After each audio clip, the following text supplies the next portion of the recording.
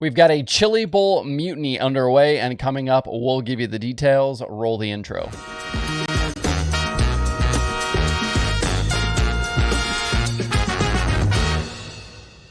It is Thursday, July 14th. I'm Justin Fiedler. This is Dirt Tracker Daily. So the main topic of yesterday's daily was the new high-limit sprint car series from Kyle Larson and Brad Sweet. And that news initially broke while I was working on yesterday's show, so I just went ahead and added it in since I already had people kind of asking me about it on social media.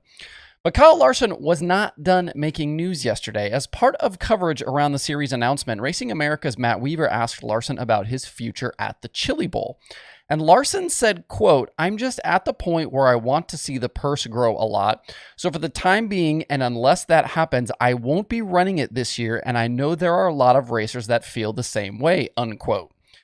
Whoa, that's a huge thing to say there. There have been rumblings and murmurs about possible heavy hitters not participating in the next edition of the midget event, but this is the first time one of those guys had said something about it publicly. Besides Larson, another name mentioned here is Christopher Bell, but Weaver mentioned in his piece about Larson that he asked Bell the same question a few weeks ago at Nashville, and Bell was non-committal. He basically said it's too early in the year and he hadn't gotten that far in his thinking yet. So that's not a yes or a no. But potentially, if both Bell and Larson sit out, you'll be missing the champions of the last 5 of the last 6 Chili Bowls. That is not an insignificant thing. At least as long as I've been around, say for the last kind of 10-ish years here, there are some complaints every year about the purse at the Chili Bowl. You're getting 300 to 400 cars, but it still pays the same $10,000 to win that it has for a very long time.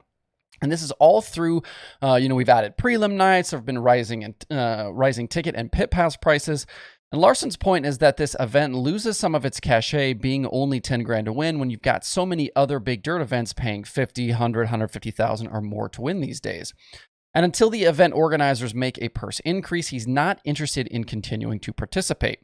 But keep in mind here, that's easy for Larson to say at this point, as he's got 2 golden drillers already on his shelf right now. But this is really the first time that we've seen a racer take a stand like this against the Chili Bowl, and he's probably not the last one that's going to do it. I'm guessing this might open the floodgates. But the question will be is, will this actually force Emmett Hahn, who owns the event, to make a change? And from the comments Hahn made to Weaver, it certainly doesn't sound like it. The event apparently costs over $1 million to put on when you factor in both the Chili Bowl and the Tulsa Shootout. And Hahn says he can't pay more to win the event because he just doesn't have it. Hahn also told Weaver that none of these guys have reached out to him personally to talk about this and that he, quote, "will not be backed into a corner," unquote. So Larson or no Larson, it doesn't sound like the purse is going up anytime soon. It'll be something to watch over the next 6 months as drivers and teams start putting deals together for Tulsa in January. The beauty of this event, at least lately, I think, is that it brings together so many different types of racers in just one event. It's really the only such event like it across motorsports. And obviously, if guys like Bell and Larson aren't there, it definitely takes something away. But I do believe the event is big enough to continue to draw big crowds and strong fields, regardless of whether a few big names don't attend. There are too many eyes on the racing, and drivers will still look at it as an opportunity to get noticed in the sport. And the numbers obviously don't add up when you figure a lot of drivers are probably spending $10,000 or more to run the race when it only pays $10,000 to win. We are kind of in this era right now of player empowerment in stick and ball sports, and drivers and teams in motorsports are looking around and wanting a bigger piece of the pie for themselves also. This is happening right now in NASCAR with the charter agreements coming up for kind of renewal. Formula One teams split revenue with Liberty Media, and the calls for more money and bigger purses have been happening in dirt racing, especially with the influx of the streaming revenue. But what is fair and who should get what are very complicated questions. The rumors and innuendo have always pointed to Emmett Hahn making a fortune off the Chili Bowl, which is part of the reason I think behind this little uprising. But what if that's not true? What if Hahn really doesn't have the money to pay? Should he and the event be penalized here? And unless the event opens up their books to these guys or to the public, which they would obviously never do, we'll never know the truth anyway. So knowing all of that, the path forward here looks pretty messy. You'll always have plenty of teams and drivers that will show up in Tulsa, even if the event paid a Chili's gift card and a fruitcake. Some just love the event that much. But others, like Larson, may not ever race the event again. This is the quintessential rock and a hard place question. These guys want more money. The event says it doesn't have it, so I'm not sure where that leaves us here.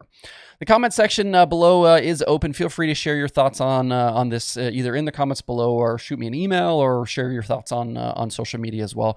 Where do you guys stand on all of this? A lot of crazy things happening over the last 24 hours. Moving over to the racing from last night, David Gravel dominated the Joker's Wild feature at Eldora, picking up his first Outlaw win since Paris way back in March. It was 26 races between wins for the Big Game 2 car, which is pretty crazy, especially after the fast start they had to 2022. People were talking Gravel as the title favorite. But even as Brad Sweet has only picked up one win this season, Gravel and everyone else chasing the KKF 49 have not been able to take advantage right now. Carson Macedo and Brian Brown were also on the podium, while both Justin Peck and Casey Kane had nice nights, both ending up in the top 5 as well.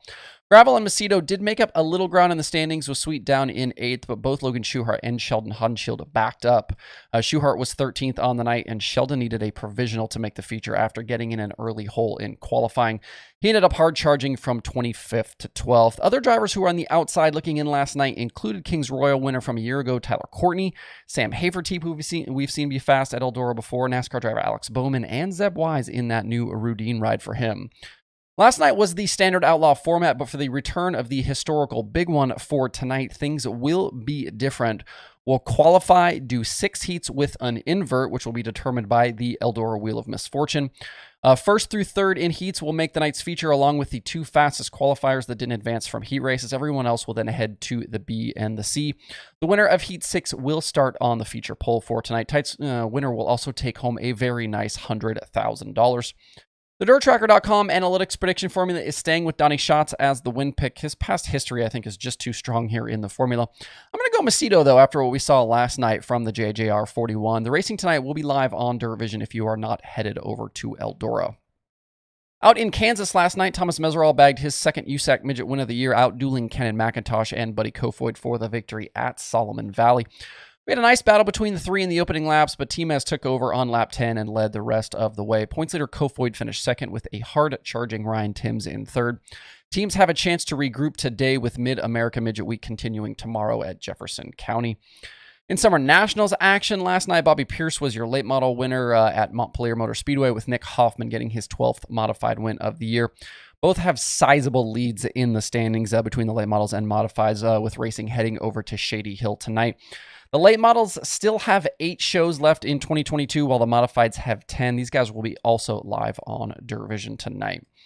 Looking elsewhere around the country, the Lucas Oil Late Model Dirt Series is headed to I-70 tonight to run that 3/8 mile track for the first time. That track is in Missouri. This is a co-sanction as well with the MLRA Late Model Series.